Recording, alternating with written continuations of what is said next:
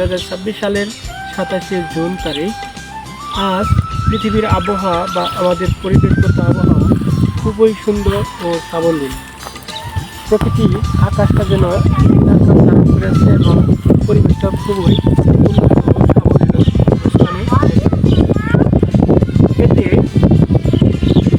পূর্ব থেকে পশ্চিম দিকে বাতাস প্রবাহিত হচ্ছে, মনে যেন প্রচুর পরিমাণ তোলা লাগছে।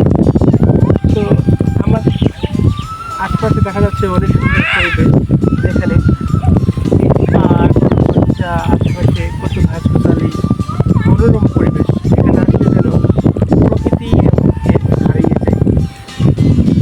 এই যে আমার সামনে দেখতে পাচ্ছি পার্ক আর এই যে বিভিন্ন ধরনের ঘাস, যেগুলো আমাদের প্রাণের সঞ্চালন হিসাবে প্রাণের রস তৈরি করে। কবির ভাষায় কবি বলেছেন, হে প্রকৃতি তুমি আমাকে করেছো মহান, আর সভ্যতা তুমি আমাকে করেছো নিঃস্ব। তার জ্বলজ্বন্ত প্রমাণ হচ্ছে আদিমকালের মানুষ যখন এই জুতা আবিষ্কার হয়েছিল না, তখন মানুষের রোগবালাই খুবই কম ছিল। কিন্তু যখনই এই জুতা আবিষ্কার হয়েছে, ততক্ষণে মানুষের রোগবালাইয়ের যেন শেষ নেই। কেন? এই যে প্রকৃতির সাথে যে আমাদের সম্পর্ক, মূলত আমরা এই মাটি থেকেই আমাদের জন্ম, আবার এই মাটিতেই আমাদের প্রত্যাবর্তিত হতে হবে।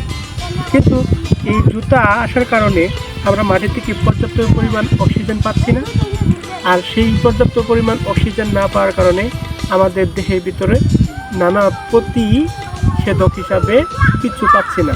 আর প্রতিষেধক না থাকার কারণে আমরা দিনে দিনে যেন রোগবালাই শেষ হচ্ছে না।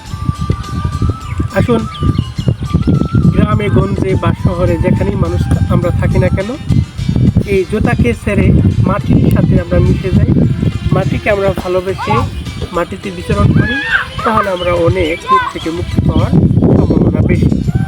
তো একজন লেখক মুস্তফা আলী বলেছেন, তিনি বিলাতের অভিজ্ঞতা থেকে একটা গল্প বলতেছিলেন। তিনি বিলাতের কিছু স্টুডেন্টকে পড়াতে গিয়ে শিক্ষার্থীদের এই পাটের একটা অনুচ্ছেদ পড়াতে গিয়ে তাদেরকে বোঝাতে সক্ষম হননি, কেননা তারা শহরের চাকচিক্যময় জীবনে লালিত পালিত হওয়ার কারণে প্রকৃতি থেকে অনেক দূরে ছুটে চলে গেছিলেন।